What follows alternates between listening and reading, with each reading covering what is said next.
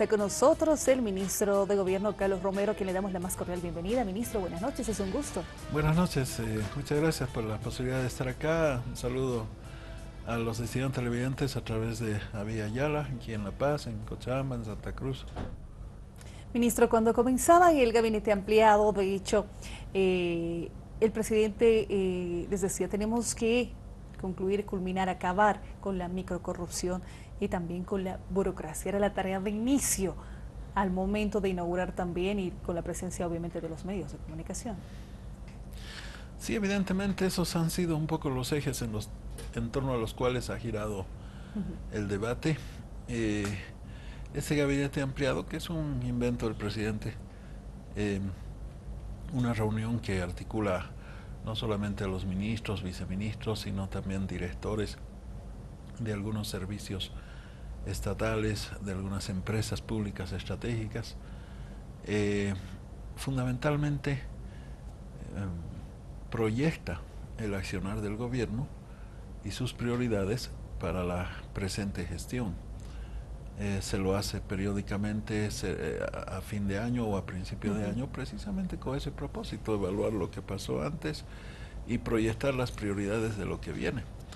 Y lógicamente que necesitamos darle más impulso y velocidad al funcionamiento del aparato público, a la gestión pública, y uno como que enfrenta el problema del aparato de Estado, que tiene un engranaje muy pesado, tiene todavía normas y procedimientos muy engorrosos, tiene una duplicidad de instancias, y han sido interesantes las intervenciones y orientadoras porque se han hablado de ideas como de agilizar la tecnificación, fusionar algunas instancias. De hecho, los ministerios vamos a trabajar en una reingeniería institucional de nuestros ministerios con la finalidad de desburocratizar su funcionamiento y transparentar sus acciones.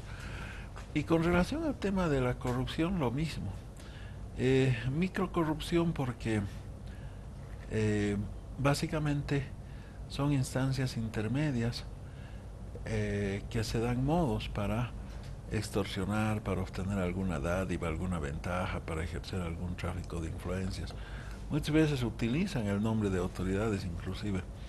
Entonces, sobre ese tema también hemos debatido bastante algunas ideas para poder fortalecer la gestión y que la misma cumpla pues, la normativa y la ética. Ministro, de repente para ir conociendo también, se cuenta, lo decían, con el gabinete político, el gabinete jurídico, el gabinete social, y dentro de esta reunión ya al culminar, se decía, vamos a implementar también el gabinete productivo. Para las personas que nos están viendo, ¿cómo está estructurado? ¿Cómo ustedes se vienen organizando a través también del gabinete de ministros, del trabajo que tienen para cumplir estas metas que se han trazado también? Sí, bueno, un poco para hacer gráficos, el gabinete ministerial se subdivide en unos dispositivos funcionales, de acuerdo a la naturaleza de las temáticas que tiene que abordar. Hay un gabinete político que lo dirige el mismo presidente. Se reúne todos los domingos entre las 7 de la noche hasta las 12 de la noche más o menos. Evalúa los temas inherentes a escenarios de conflictividad social, algunos escenarios políticos, en fin, que se presentan cotidianamente. Luego está el gabinete económico, que es el que evalúa las leyes, las iniciativas, las definiciones políticas en materia económica. Está el gabinete social, donde está el Ministerio de Educación, Salud, Trabajo, viendo las políticas sociales. Y el gabinete jurídico, que es un poco el que tiene que ver más con temas institucionales y de reforma judicial. Estos gabinetes nos reunimos normalmente una vez por semana, una vez por cada 15 días, y nuestras iniciativas las procesamos en el CONAPE y luego en el gabinete ministerial. Ahora se ha planteado crear otro dispositivo funcional, un gabinete productivo. En este gabinete productivo tendrían que estar los ministerios que tienen que ver con producción, desarrollo rural, Ministerio de Desarrollo Productivo, probablemente energía, hidrocarburos, minería. ¿Cuál es la finalidad de todo esto? Generar una agenda productiva que sea mucho más agresiva, eh, impulsar perdón, las grandes iniciativas que está desarrollando el Estado en materia de diversificación económica, ampliar la capacidad de demanda interna, ampliar el mercado interno, fortalecer el aparato productivo y en lo externo seguramente ver nuevos mercados, diversificación de mercados, ver nuevos nichos donde poder ubicar productos exportables, en fin. Pero todo esto priorizando siempre lo productivo, porque si hay más producción, obviamente hay más utilidad, y si hay más utilidad, hay más posibilidades de reinvertir en políticas sociales, ¿no? Ministro, tenemos consultas, preguntas también desde Santa Cruz y desde Cochabamba. Vamos a pasar ahora el turno también a Sandra Elías desde Santa Cruz. Sandra, estamos con el ministro de Gobierno. Muchísimas gracias, Gabriela. Muy buenas noches, ministro Romero. Un gusto tenerlo con nosotros acá. Ministro, bueno, hay muchísimas preguntas que quisiéramos hacerle con relación a este gabinete ampliado, pero yo quisiera comenzar con esta que tiene que ver con el análisis que estamos seguros se ha realizado, ¿no es cierto?, como parte central de este gabinete. Y yo quisiera decirle así, si pudiéramos comparar tal vez todas las áreas donde ha trabajado el gobierno con materias del colegio, por decirlo de alguna manera, ¿en cuáles materias somos los mejores alumnos? ¿En cuáles materias nos hemos sacado 100? ¿Y en cuáles materias nos hemos aplazado? ¿Podría, por favor, ayudarnos con esa analogía? Sí, vamos bien en matemáticas, vamos bien en ciencias sociales, por las políticas sociales. Probablemente tengamos que seguir trabajando en algunas áreas más técnicas, en química. Estamos dando pasos importantes con la petroquímica, con las plantas separadoras de líquidos, con la urea, ¿no? Estamos avanzando ahí muy bien. Tendremos que seguir fortaleciendo y acelerando nuestros trabajos en química, con el litio, con el hierro. Pero donde todavía tenemos trabajos pendientes, tal vez en biología, porque hay que fortalecer el sistema de salud. De repente también en la producción de alimentos se nos plantea un escenario importante porque hemos tenido el año pasado hemos tenido algunas contingencias, una sequía muy tenaz. Pero afortunadamente no ha inflacionado los precios, hemos tomado medidas adecuadas en el momento oportuno. Pero siempre hay la necesidad, más aún con el contexto de crisis alimentaria que se presenta en el contexto externo y que hay que aprovecharlo como una oportunidad. En fin, en física, con la energía eólica, con la energía nuclear, tenemos desafíos importantes que están en marcha, pero siempre hay que ver de que se avance más significativamente en física, porque tenemos la integración física del país con muchos proyectos camineros que están en curso, pero también un gran emprendimiento que es el tren bioceánico, que requiere seguir trabajando en el contexto externo sobre todo, ¿no? Bueno, somos buenos alumnos entonces, ministro. Yo quisiera consultarle ahora sobre un tema del que habló el presidente Evo Morales y que tiene que ver con las inversiones. Él decía que una de las tareas ahora viene a ser el de buscar inversiones. ¿Cómo ha sido el tema de las inversiones en nuestro país? Tanto las internas, es decir, la inversión de bolivianos, ¿no es cierto?, como la inversión externa. Hemos tenido buenas relaciones con los inversionistas, estamos listos para recibir más inversiones, es decir, ¿cómo estamos en ese tema? Tal vez podemos distinguir tres fuentes de análisis. Uno, la inversión pública estatal, que es la principal. que se ha multiplicado de manera potencial, de manera significativa, que hace 10 años eran 500 millones de dólares y ahora está por el orden de los 5.000. Entonces es siempre una movilización importante de capitales. El Estado boliviano tiene reservas.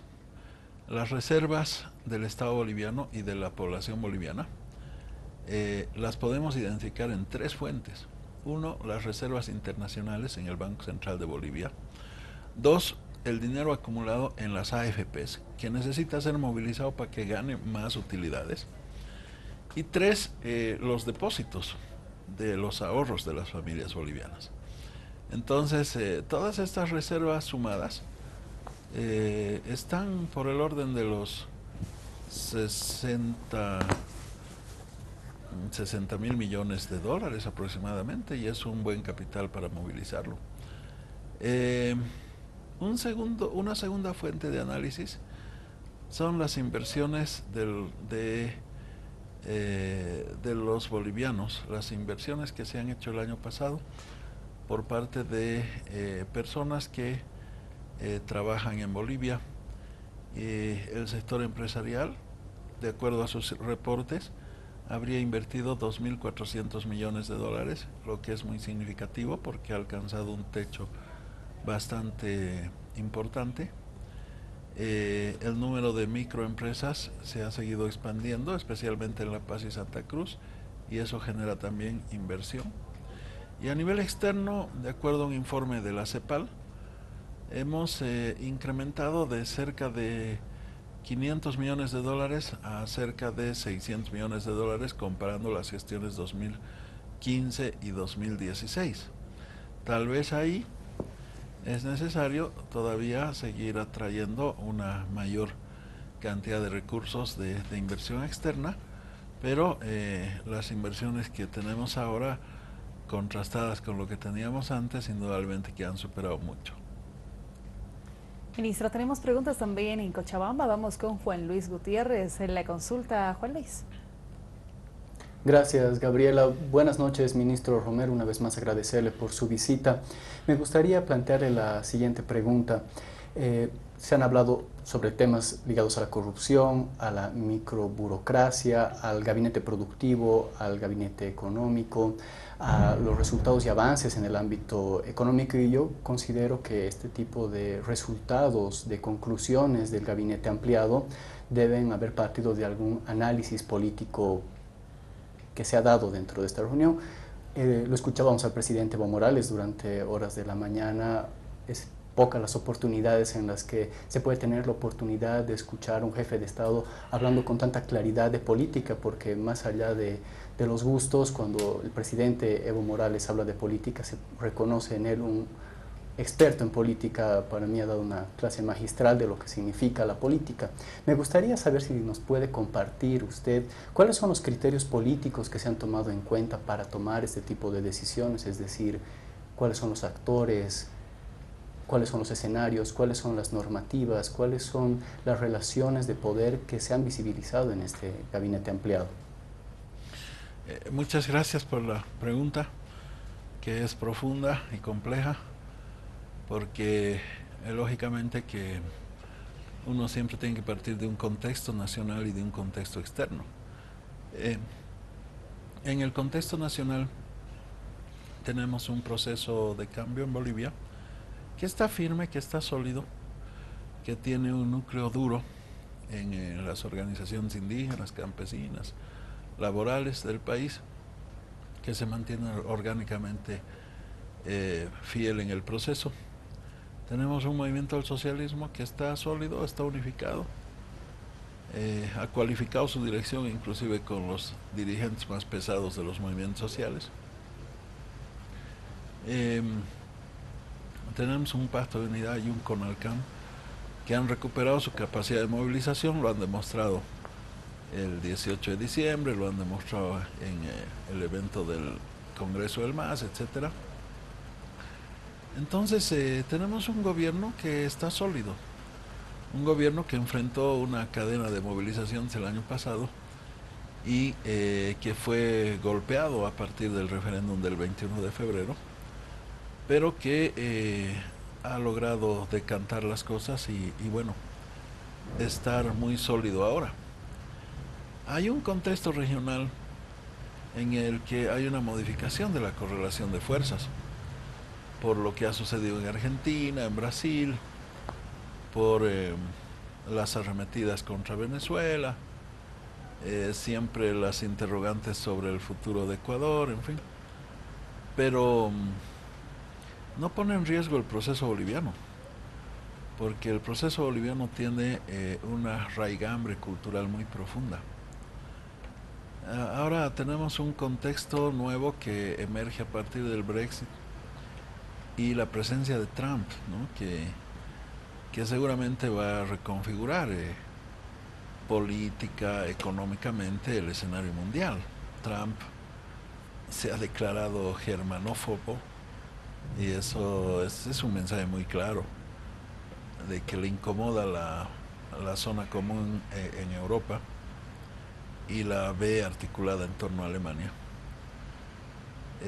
Trump anuncia una muralla de aranceles contra el fantasma amarillo, contra Pekín, contra China, y anuncia un acercamiento con Rusia, ¿no?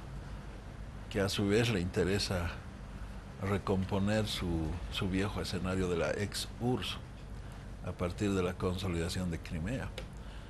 Entonces, obviamente que, y esto sumado a políticas proteccionistas, habrá pues una reconfiguración geopolítica, geoeconómica. En el caso de Bolivia, siempre la fórmula multiplicar y diversificar mercados es la clave. Generar plataformas de integración estructurales. El G77 se ha planteado el rediseño del orden mundial y todos estas turbulencias que se están presentando en el planeta van por ese camino. Entonces vamos a ingresar a un escenario de profundo debate acerca del orden mundial y nosotros tenemos mucho para proyectar, de tal modo que es un escenario complejo pero al mismo tiempo de oportunidad. Ministro, voy a incidir sobre lo que venimos hablando, sobre la pregunta también de Juan Luis, sobre este contexto internacional y la posición que tiene Bolivia, porque también hoy se abordó de cierta forma este tema.